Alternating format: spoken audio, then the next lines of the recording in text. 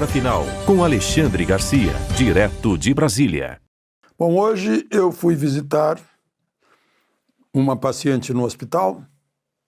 Ela passou por uma cirurgia, digamos, semelhante com a de Bolsonaro, com as de Bolsonaro. Ela é médica e me disse não entender como Bolsonaro está sozinho numa solitária. Porque ela está com o apoio de um médico, um enfermeiro, um auxiliar de enfermagem, mais o marido. E ela disse que é terrível, o acesso de tosse à noite, porque vai saliva para o pulmão, e isso é perigoso.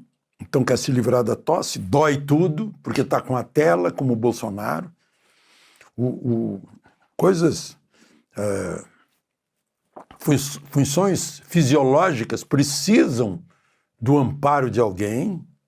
Ela lembrou como é que Bolsonaro se levanta para ir ao banheiro à noite,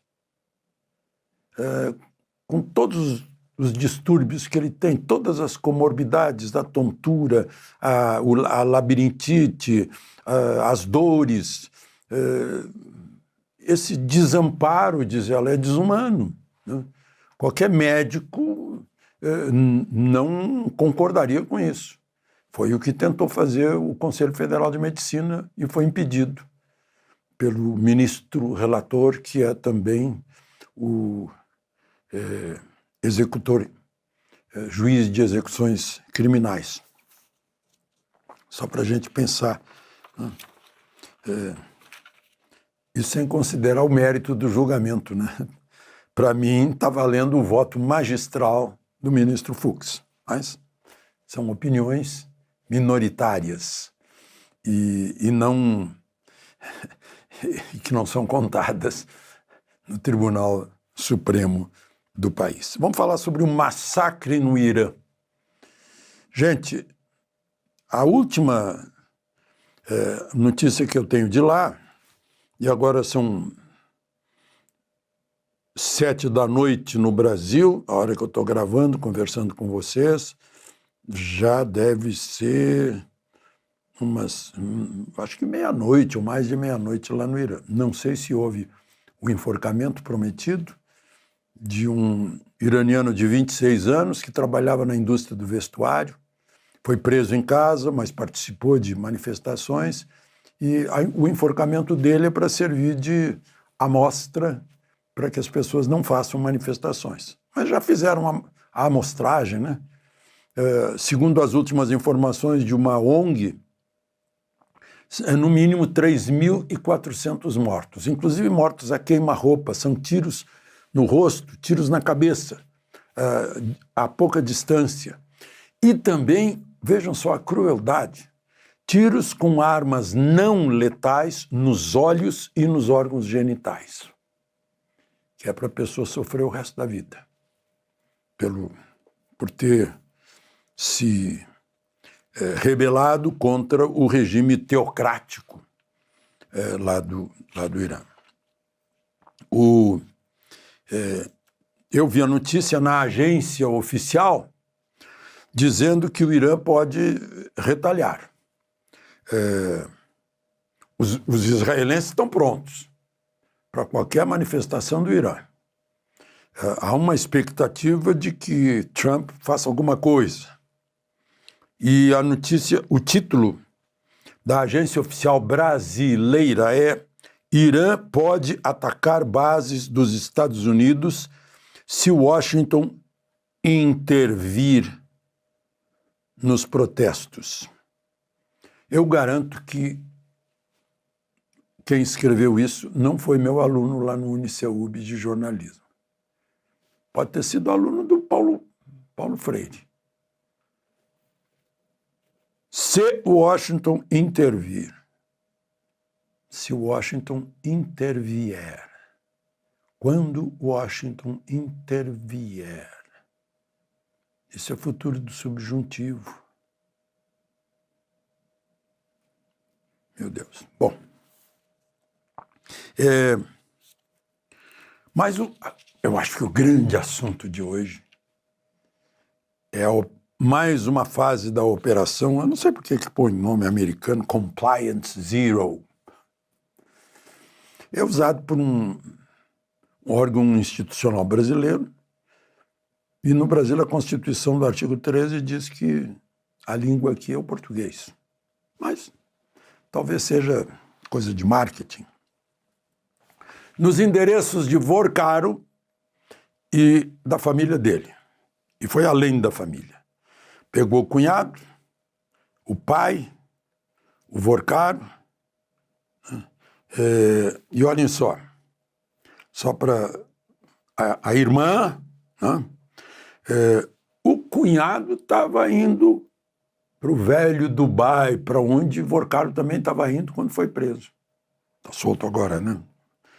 Toffoli mandou soltar. E continua trabalhando.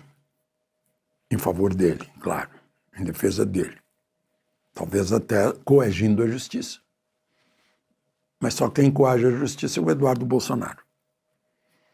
Talvez até atrapalhando investigações.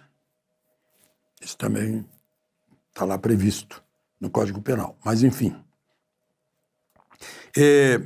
O cunhado estava indo para o Dubai também, em Guarulhos, quando foi preso. E Toffoli também mandou soltar o cunhado. Eu logo pensei, será que ele está levando uma procuração do Vorcaro para fazer aquilo que o Vorcaro ia fazer lá em Dubai?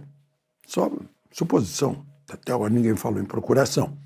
O nome do cunhado é Fabiano Campos Zettel, ou Zettel, né? Ele é dono da financeira Moyat Asset. Só para vocês saberem o que é Moyat. É aquele morro onde Isaac estava lá pronto para ser sacrificado pelo Abraão. Por que ele usou isso? Porque ele é pastor da Igreja Lagoinhas, de Belo Horizonte. E lá nessa igreja, ele tem esse Moyat Asset, tem várias empresas. Uma delas é que comprou aquela casa de 36 milhões aqui em Brasília, onde Vorcaro dava jantares, inclusive com a presença de ministro do Supremo. Só para a gente lembrar. E vocês lembram do notável, notório, conhecido Nelson Tanuri? Pois é, também foi foco da busca e apreensão. Autorizada por Toffoli, justificando que, diante de novos ilícitos, porque ele está solto e continua praticando os ilícitos. Né? E também João Carlos Mansur, que é daquela REAG Investimentos, que apareceu lá também, fazendo muita ligação, que aí acaba tendo ligação lá com os desvios dos idosos, né? Foram 42 mandados em São Paulo, Bahia, Minas Gerais, Rio Grande do Sul e Rio de Janeiro. Tem mais ligação, tem quase mais ligação que o PCC. Né? Foram apreendidos celulares, carros, joias, relógios, computadores, dinheiro vivo. Eu vi a foto, tudo nota de 100, não sei quanto. Documentos, armas e munição. Eu vi a foto das armas, eu contei 13 armas, sendo 5 armas longas, as outras armas curtas, algumas semiautomáticas, outras talvez até automáticas. O Toffoli aprovou bloqueio de 5,7 bilhões em bens. Isso significa $1 bilhão. E aí a manchete de todos os grandes jornais: lacrados e acautelados no Supremo. Todas as provas recolhidas estão lacradas e acauteladas no Supremo. É o país do sigilo, em que só transparente é o número de pessoas que tem que receber a garantia, o fundo de garantia de investimento. São 1.600.000 pessoas. Isso não é sigiloso, isso a gente sabe. Pessoas que ficaram na mão.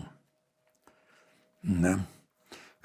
Eu suponho que a Polícia Federal inventariou tudo isso antes de lacrar, para que não haja nenhum sumiço de provas essenciais. Provas que demonstrem a amplitude dos apoios desse senhor Vorcaro. De Brasília, Alexandre Garcia.